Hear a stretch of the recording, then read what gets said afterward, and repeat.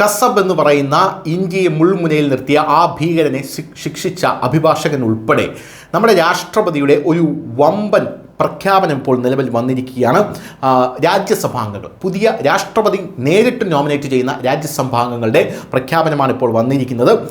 President Draupadi Murmu രാജ്യസഭയിലേക്ക് 4 പുതിയ അംഗങ്ങളെ നിയമിച്ചിട്ടുണ്ട്.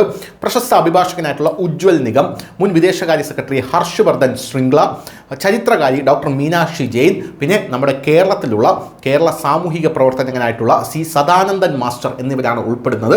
സദാനന്ദൻ മാസ്റ്ററുടെ കാര്യം നമുക്ക് എല്ലാവർക്കും അറിയാം.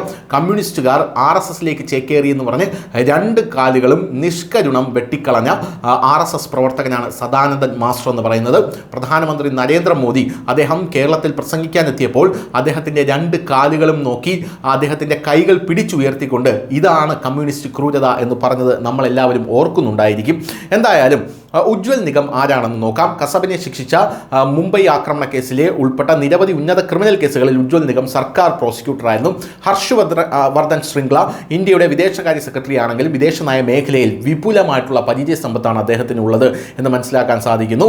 മീനാക്ഷി ജെയിൻ പ്രശസ്ത ചരിത്ര പ്രൊഫസറാണ്. അതേസമയം സദാനന്ദൻ മാസ്റ്റർ വിദ്യാഭ്യാസത്തിലും സാമൂഹിക സേവനത്തിലും വളരെ കാലമായി സേവനമനുഷ്ഠിക്കുന്ന ഒരു വ്യക്തിയാണ്. കേരളത്തിലെ രാഷ്ട്രീയ ആക്രമണങ്ങളുടെ ഇരയാണ് അദ്ദേഹം.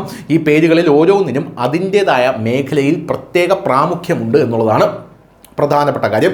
ഇനി ഭരണഘടനയുടെ ആർട്ടിക്കിൾ 80 പ്രകാരമാണ് ഈ 4 അംഗങ്ങളെയും നാമനിർദ്ദേശം ചെയ്തിരിക്കുന്നത്. അതനുസരിച്ച് രാഷ്ട്രപതിക്ക് ചില വ്യക്തികളെ അവരുടെ ജോലിയുടെയും അനുഭവത്തിൻ്റെയും അടിസ്ഥാനത്തിൽ രാജ്യസഭയിലേക്ക് അയക്കാൻ കഴിയും. രാജ്യസഭയിലെ ഒഴിവുള്ള സീറ്റുകൾ നികത്തുന്നതിനാണ് ഈ നാമനിർദ്ദേശം ചെയ്തിരിക്കുന്നത്.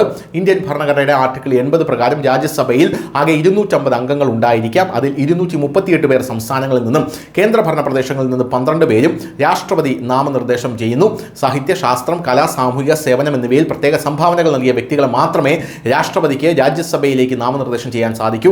ആർട്ടിക്കിൾ 80(1)(a), 80(3) എന്നിവ പ്രകാരം അവരെ നാമനിർദ്ദേശം ചെയ്യാനാണ് രാഷ്ട്രപതിക്ക് സാധിക്കുക. പൊതു തെരഞ്ഞെടുപ്പിലൂടെ പാർലമെന്റിൽ എത്താൻ കഴിയാത്ത മേഖലകളിലെ വിദഗ്ധർക്ക് ശബ്ദം നൽകുക എന്നുള്ളതാണ് ഈ ആർട്ടിക്കിളുകളുടെ ലക്ഷ്യം. News desk, news India Malayalam.